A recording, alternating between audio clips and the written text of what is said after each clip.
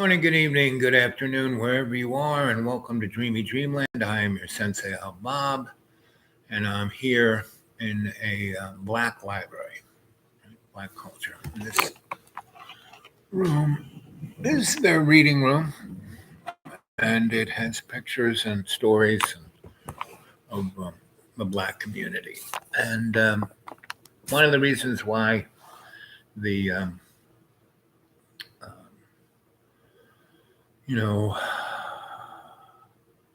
the Voting Right Act and a number of other civil rights acts were um, passed under Lyndon Johnson um, with the behest of the Blue Dog Democrats, which make the uh, neoconservative Republicans look like, Mary Poppins.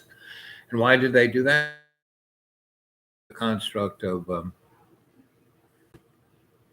what's inside the construct of Jim Crow and the segregation of blacks and whites. It turned the black community into the seventh largest economy in the world in the 1950s and early 60s. And Johnson went to those blue dog guys and said, listen, doesn't matter who votes, because we put up the people who are going to be the legislators. And then we bribe them, and then we blackmail them. So we control the Congress, the Senate, the state legislators, the governors, the county legislators. We control all of politics. Doesn't matter who wins, left or right, Democrats or Republicans, we're in control. And when he says we, he didn't mean you and me.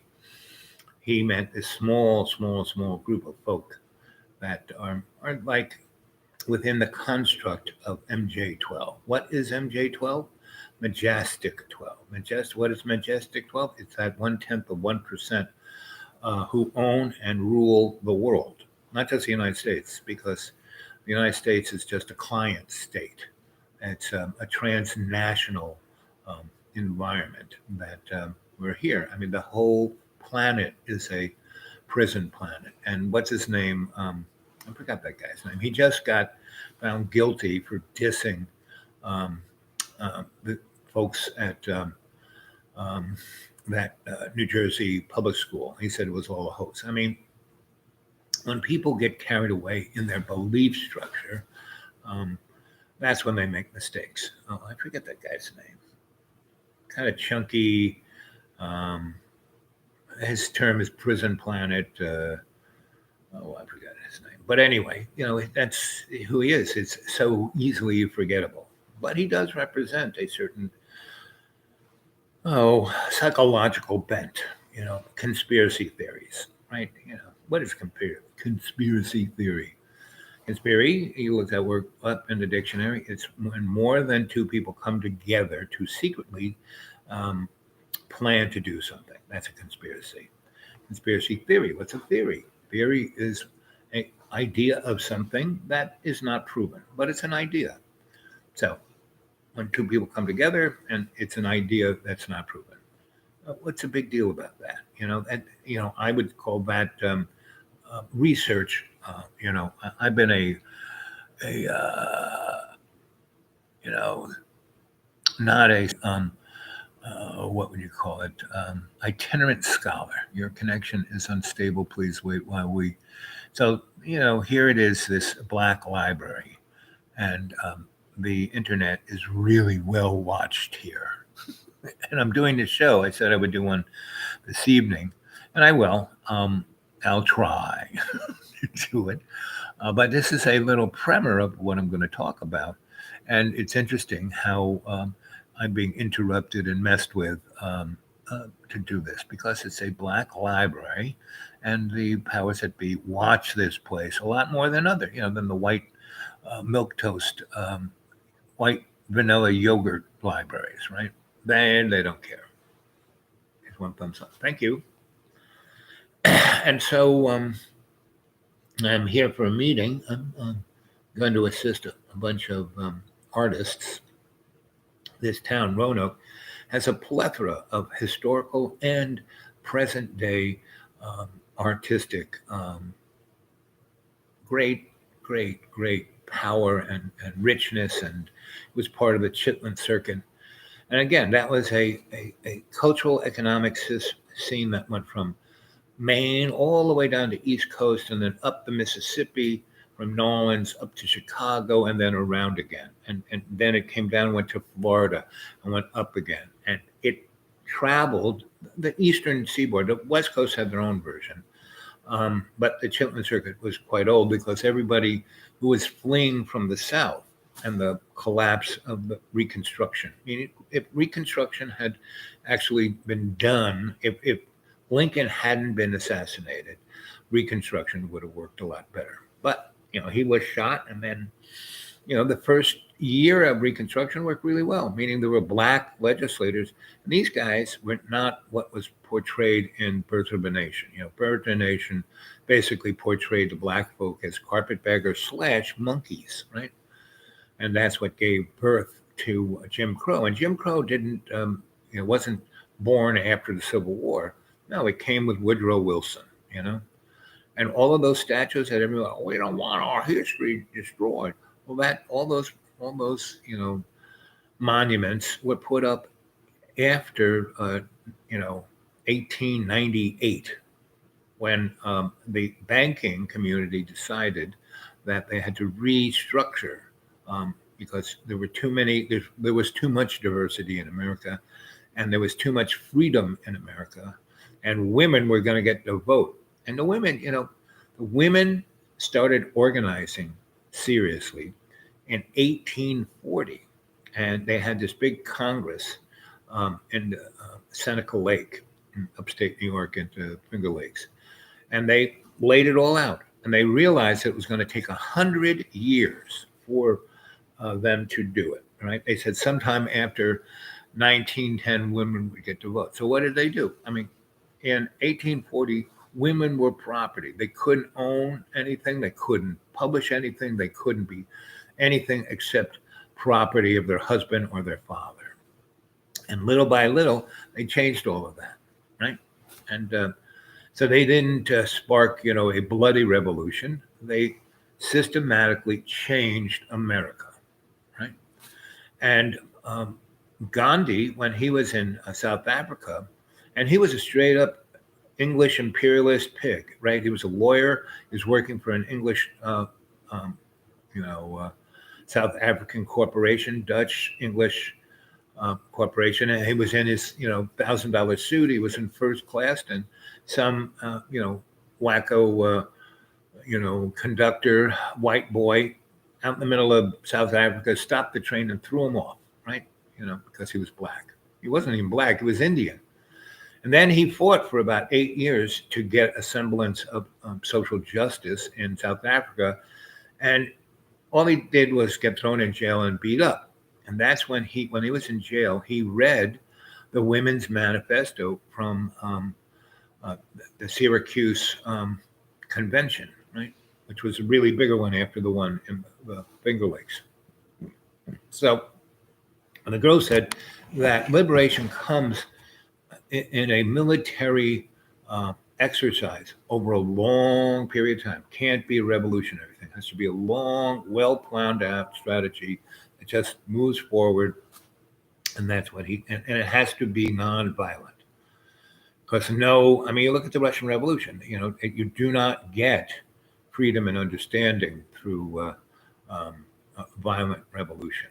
So that's where Gandhi got his nonviolence, from the women's movement in the United States. And then, Martin Luther King read Gandhi while he was in jail and picked up, and he said, I'm following Gandhi's teachings. Well, they weren't, Gandhi's teachings. They were the women of America's teaching, and they got it from the indigenous folk. So you have to study these things, and to understand what's going on in the United States and the world at all, you have to go back to Babylon, because our whole economic system is based on the Babylon bankers, right? And to understand this, you have to read people like Catherine Austin Fitz. She was second in charge of HUD and was overseeing Fannie Mae and the bank, lending of money to buy houses. And she realized that it was a totally corrupt enterprise, and that if the Treasury Department just reorganized taxation, um, they could have more money than, they didn't have to steal it. They didn't have to overprint it. They didn't have to do any of the, fundamental exercises of the Federal Reserve, which is a privately owned stock held corporation that has nothing to do with the federal government. It has, more, a Federal Express has more to do with the federal government than the Federal Reserve. And they're the people who print our money and set its limits and what it's worth, right? And lend money. And so they're connected to the International Monetary Fund, who bankrupts foreign countries, right? I used to work for those people, right? I was part of a research group out of the Council for Foreign Relations. And I worked under Dr. Quigley and a number of other great economist philosophers.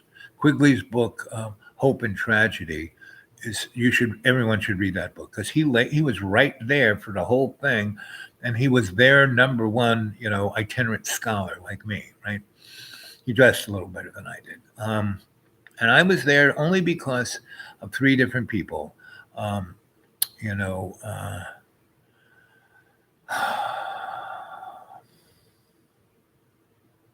Billy Kluver and George Christie, and another person I can't name.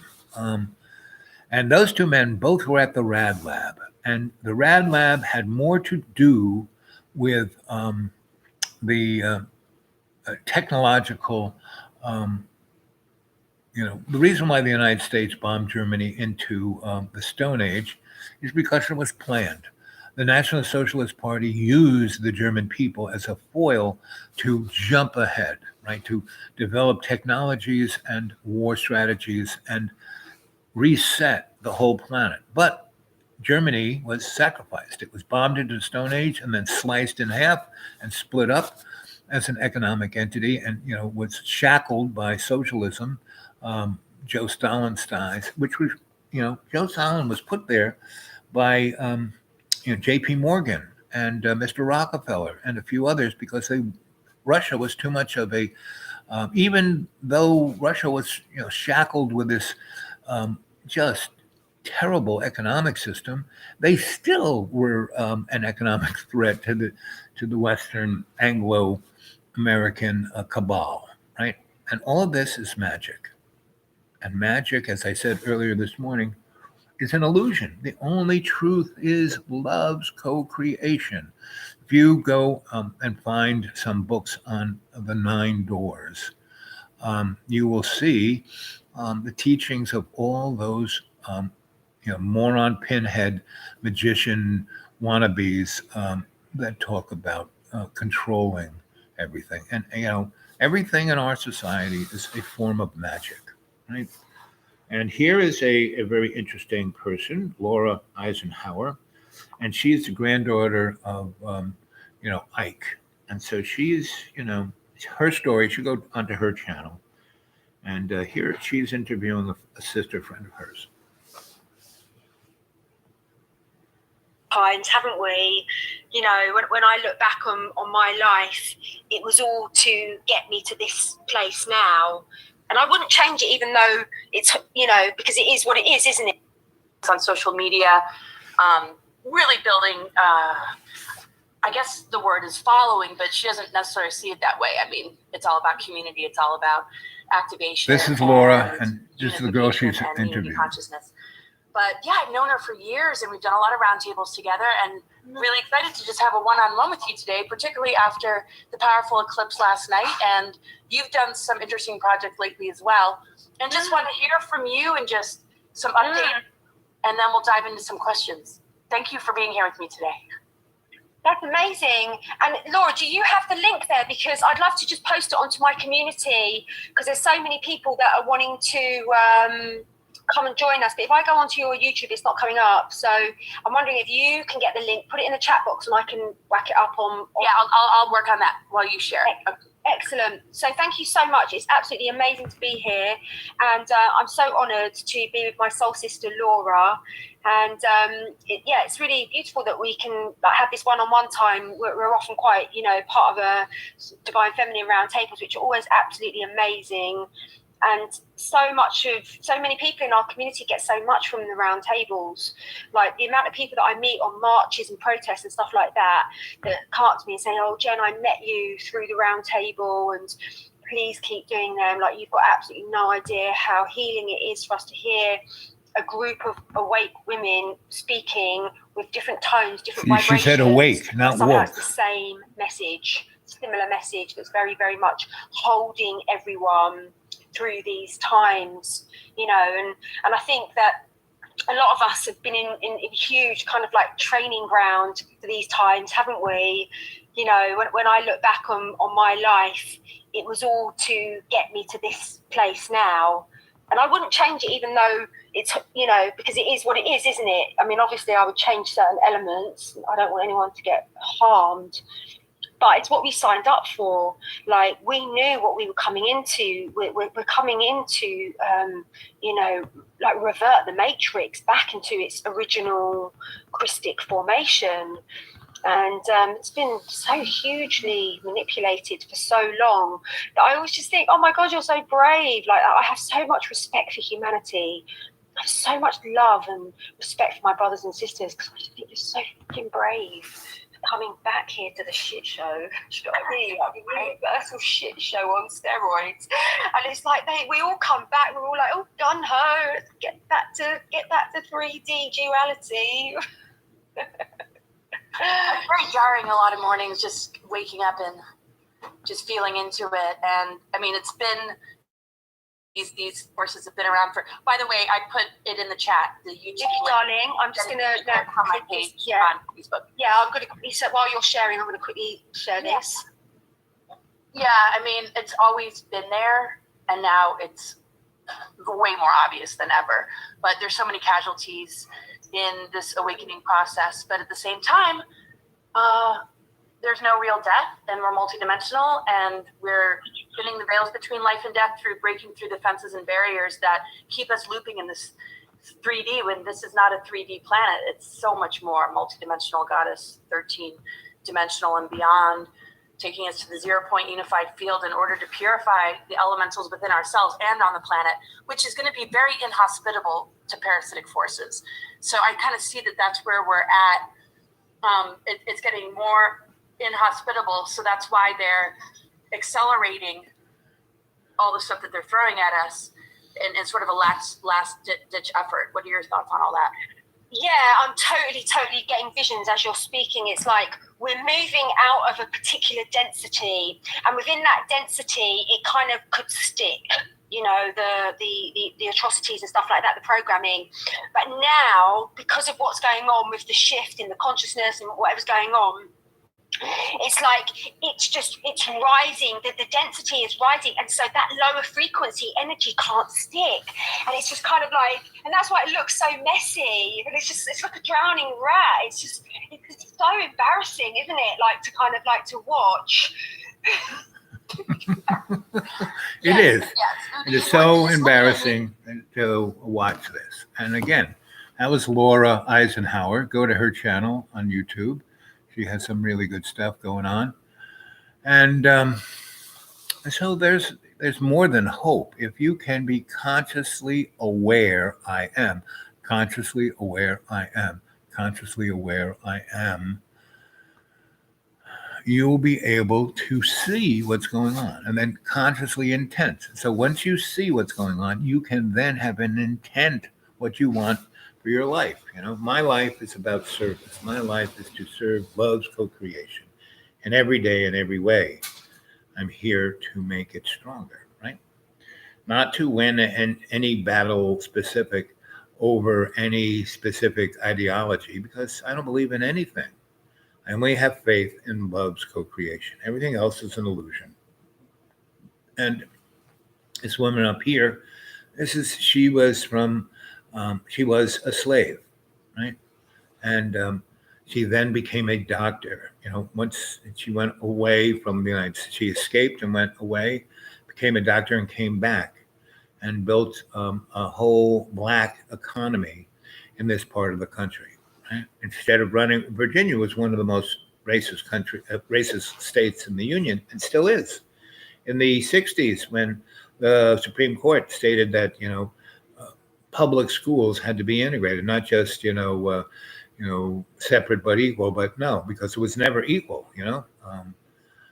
And so they integrated the schools. And what did Virginia, the Koch brothers family, right? Daddy Koch brother, basically put a lot of money into a number of nonprofits, which still exist. The entity that brought corporate money into politics without, dark money, that was by the Koch brothers. And the Tea Party was bought, sold, and designed by the Koch brothers.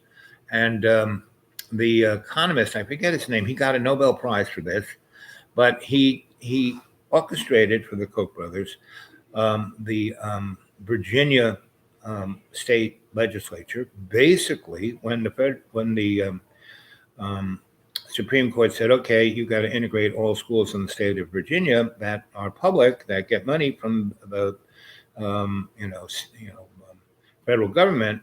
And what did the state legislature and white power structure of Virginia do? They closed all public schools in Virginia, period, all of them, across the board. Then they sold all those buildings to white people, like for $1. And those white people turned those public school buildings that were built with taxpayers' money into private schools, and only had white people going to them. And there's a school in Roanoke called North Cross. I think it is. I'm not sure. It's maybe not that school, but there is a private school that's been around since the '60s. That was one of those schools, right? Public school one day, private school just for white people. And for 10 years, the black people of and poor people of Virginia had no public education. And that was in the '60s up until the '70s. And then they realized they needed those poor and black folk in the workforce, so they had to give them a nominal education, and they opened the schools back up. And there was, again, a segregation of the public schools that were and it wasn't by race per se, but it was by class. And class is just the smokescreen of the stair steps of, American, what is known as a caste system, right? And whatever you're born into is what you're going to get, right? So I was born into a white upper middle class caste. My parents were, my father was 100% Italian, and when his parents came over, even though they were upper middle class, like my grandfather was the barber for J.P. Morgan. J.P. Morgan came to Rome and gave my grandfather an offer he couldn't refuse. And so they were the higher element of that in the working class. And they had a very comfortable life and worked real hard and did the American dream. And that's what is allowed you can have. Work real hard, distract yourself from any kind of consciousness. And yeah, you can have a nice house and but the bank still owns it, the car, the bank still owns it, I live out in the middle of nowhere. And I live in the woods, and nobody owns anything out there, and I don't either. So that's how I can live like a millionaire on $400 a month, right? So that is the story that I'm going to. This is a series. It's called MJX. MJX is a series, right? And the X stands for, if you go, let's see, go to dark journalism, you will find a number of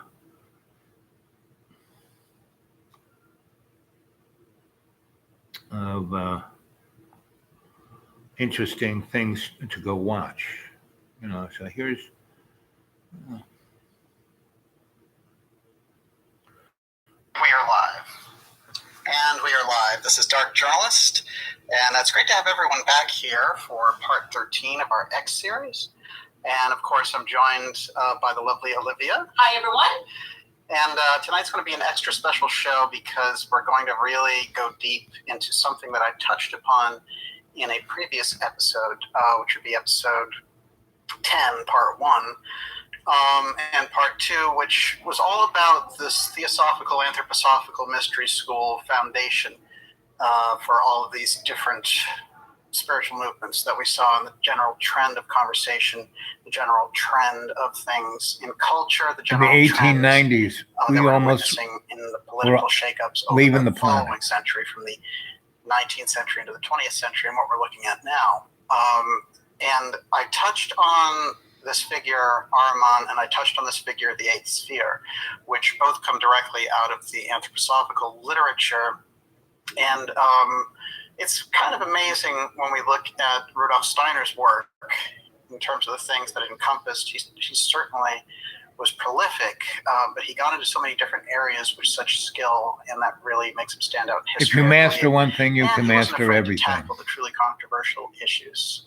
Certainly, spiritualism had been very widespread in the period that he was in. It was just coming out of that sort of late 19th century buzz on all that, and it was starting to get into one of those periods, like we're in with UFOs now, where it's silly hour, and everyone pops up with a different crazy story. So they were deep into that here, and you might see a repeat of that pattern of the whole UFO file craze mixed with this kind of spiritualist craze. If we can look at them both, we get a better picture of each. But one of the things that I really want to zero in on tonight is the fact that the X steganography idea inhabits the deep, deep realms of thought when going into things like the Eighth Sphere, when going into X we're dealing with steganography. exactly the same thing that we're looking That's at hiding things in when you plain and I are sight. looking for the kind of messaging that's going on, that steganography, that hidden mode of communication that's happening.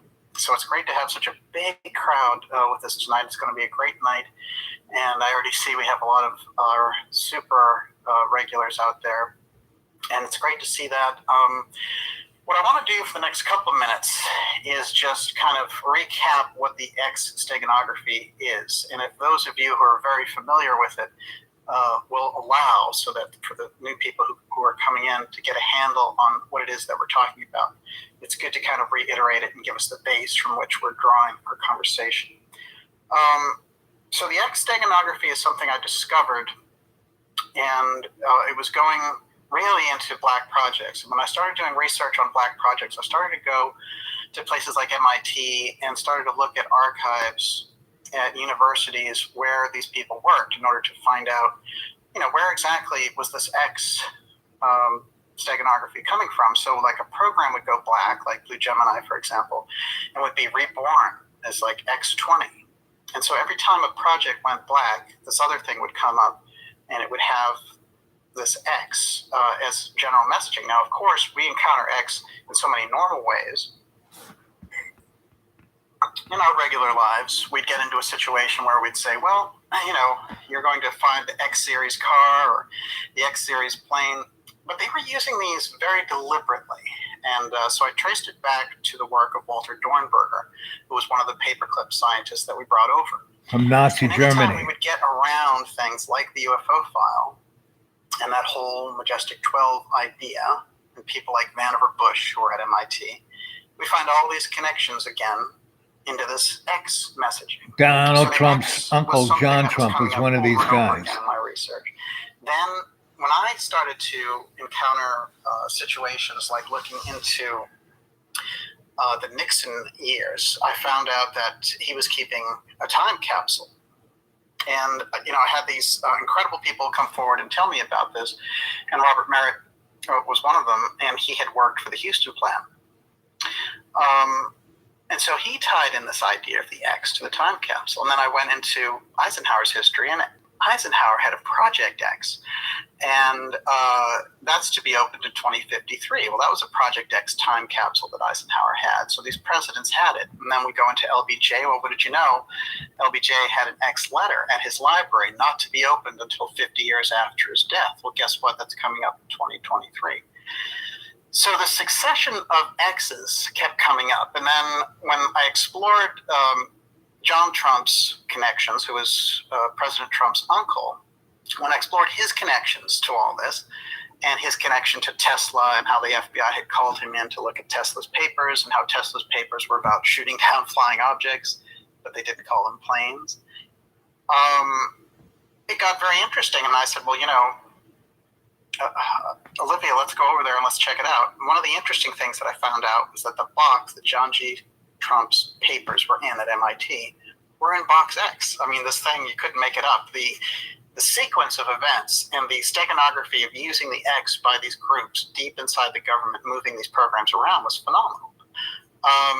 And so what happened is during this process, I opened up the idea of the X steganography and where they started using it.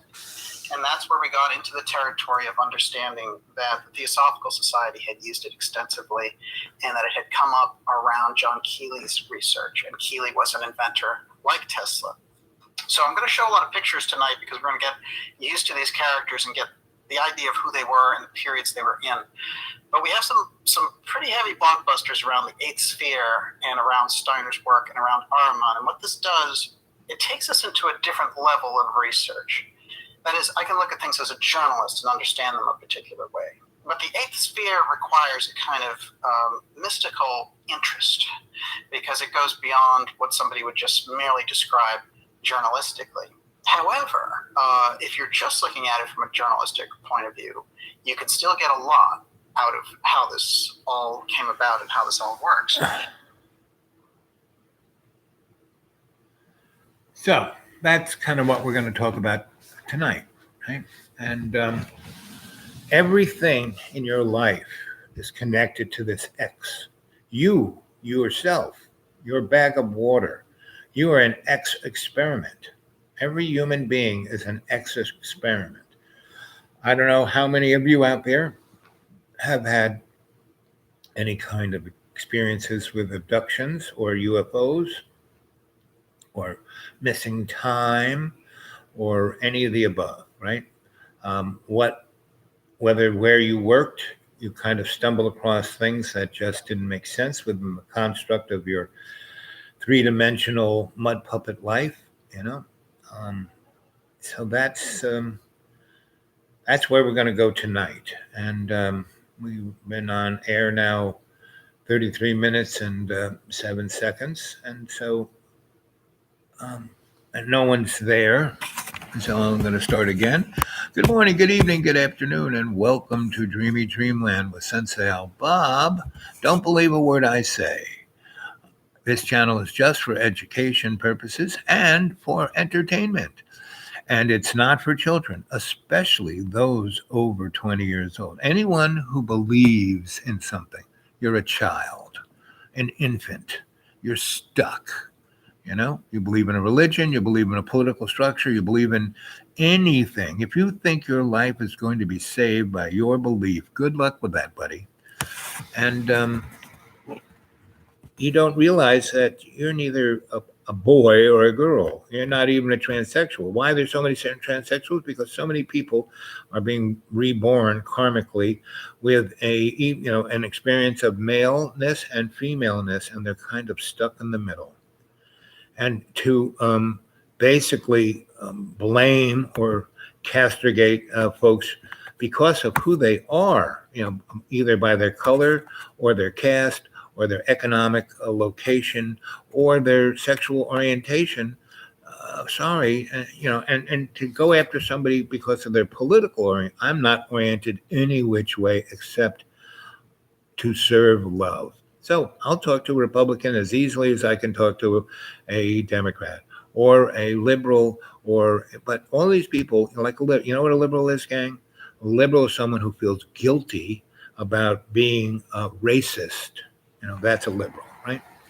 And there is no such thing as conservative because all we have today that are in that silo are rabid isolationist, folks who believe, in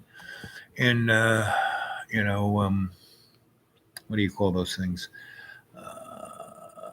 I was talking about it before. Those theories, not chaos theory, that actually does exist, but conspiracy theories, right? Forget about it. Because these things, as our dark journalist friend was describing, they aren't conspiracy. They're in plain sight. They are right there. They aren't conspiracy theories. They really exist. They're just hiding in plain sight, right?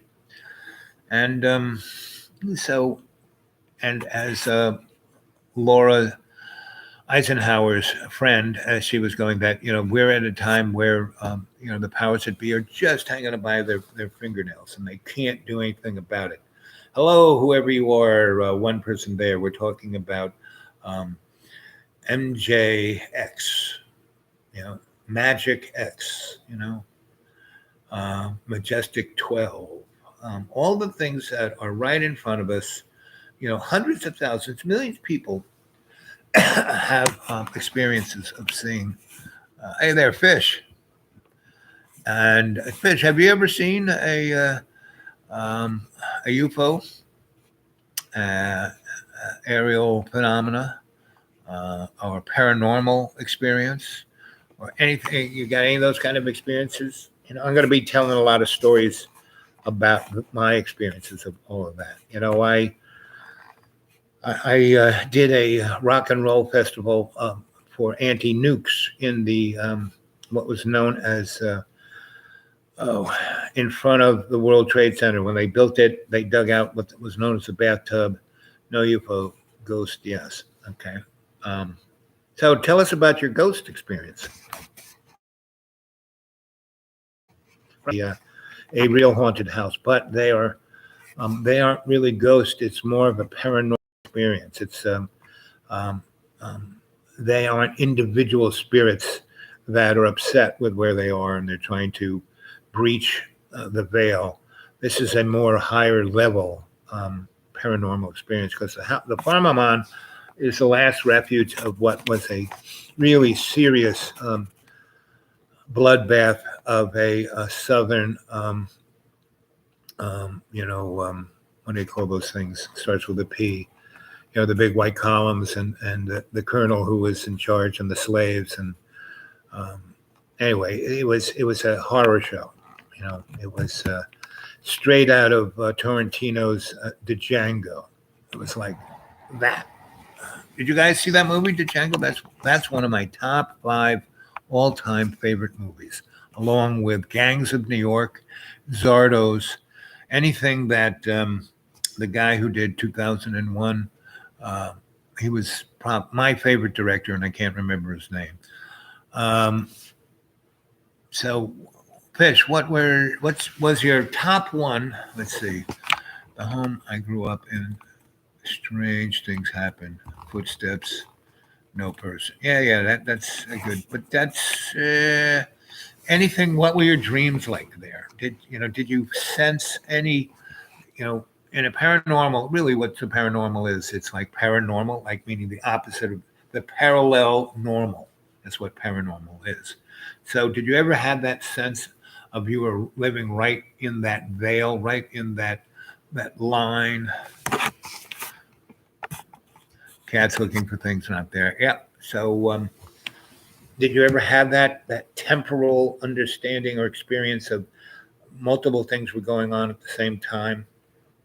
That's what, like I said, paranormal means parallel normal, meaning here's something else just like you, but it's over here, and this little veil is in between. The ether is there. And Tesla and Newton and a number of other really amazing guys and gals realized, Madame Curie was one of them, right? And they realized that the natural world wasn't God's wristwatch, that this was all an illusion, and the things that occurred were right in that ether in between the two parallel normals, right? And that's what Michio Kaku talks about, string theory, Stephen Hawking talked about that. So those are my two favorite physicists of the latter 20th century, Michio Kaku and Steve. And so smoke or fog passing through doors that when they should be none. Yep, exactly. And that was, one of those doorways. That's a when you read about the 9 doors, you realize that they are portals. And that TV show, Stargate was right on. We had one of those. That's one reason why we went into Iraq in 2000. In 1991, we went in there with George H.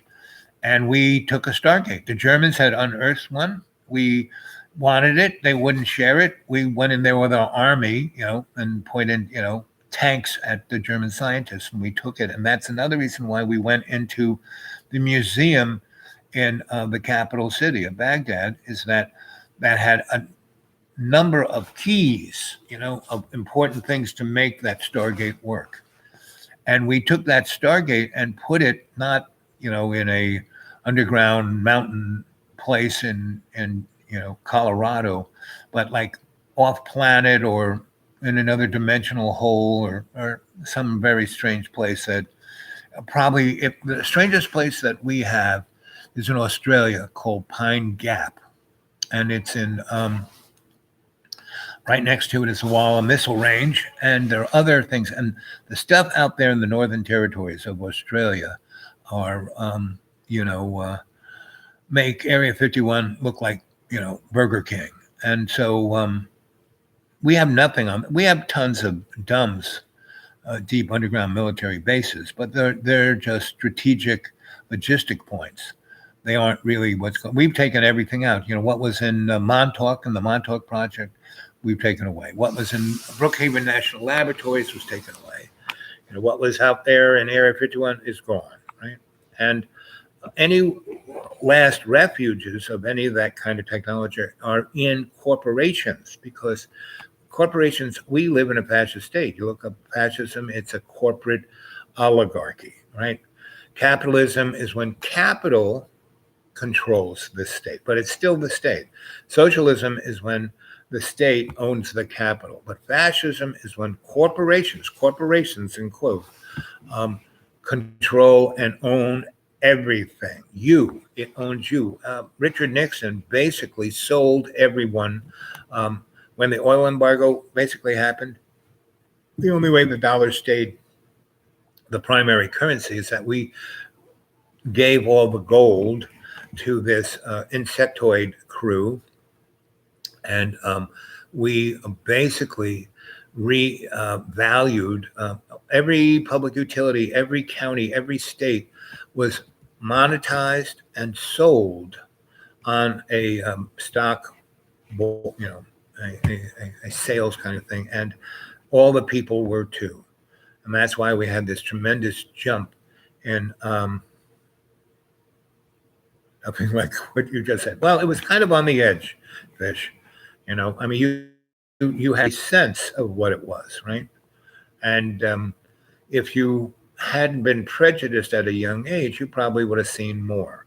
But you probably saw more than anybody else in your family. So don't lament, And you can go into your Akashic record and go back and look at all that stuff and get the 411 of what you were seeing.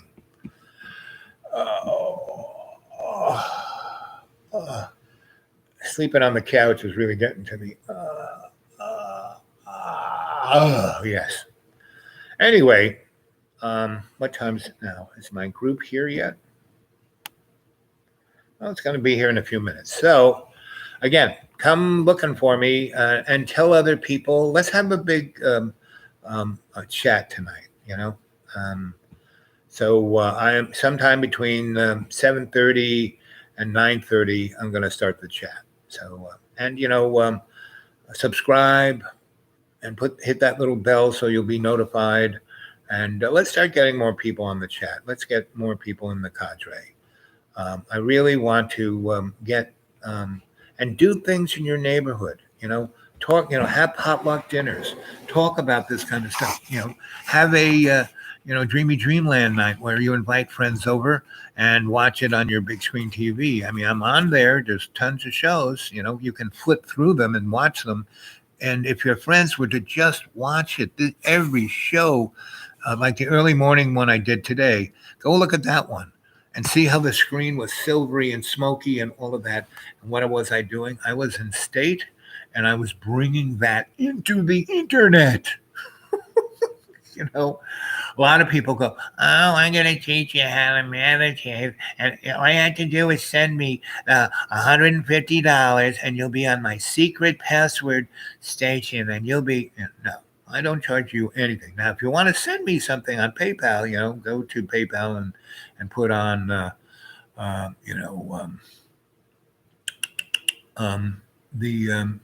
when they ask for email address, the dude awake 42 at Gmail. The dude awake, I'd rather not.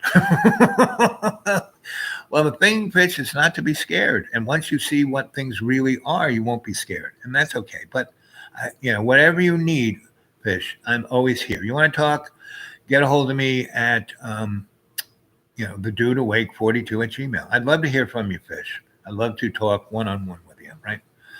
I love the fact that you come to the chats. You're one of the foremost. You've been here from the beginning. There's about 40 of you that has been here from the beginning and still coming. So I really appreciate that. And there were a lot of folks who were like, "Oh, I'm going to be your mainstay. I think you're great. We're going to be famous, blah, blah, blah." And they wanted to be the person who held the wrench and controlled the chat and "Oh, make you famous." And a lot of people have said that. And I don't need to be famous because I'm affecting folk like you, Fish. I'm like I said, I've known you since you started out a number of years ago here on Dreamy Dreamland, and you have gotten better and better. You have been consciously aware, consciously intent. You have gone out of your way to not be perfect, but to do better, to be better, to do your best. And that's what I have great appreciation and respect for you, Fish, that you have really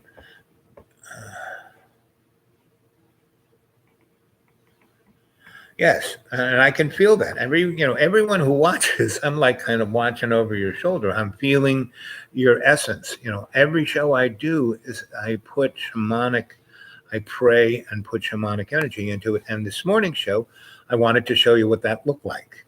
So go to this morning show and you can see what that energy, and every show I do, I do it in that way.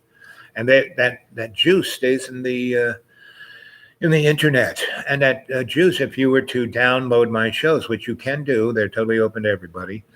You can put it on your hard drive, put it on thumb drives. And one day they might find that I shouldn't be on the internet. And that won't stop me from being in every day in every way, taking the piece of the earth and making it stronger. So I love you guys. I'm going to go up to my meeting now. I'm going to go hit the little boys' room. And sometime between 7:30 and 9:30, I'm going to do tonight's show. And I hope we have a big, big, big crew for the chat, because I really want people to talk about paranormal experiences, the hidden hand, the majestic world, the history of X, the history of X. Okay. Love you guys. Stay tuned. Boop, boop, boop, boop.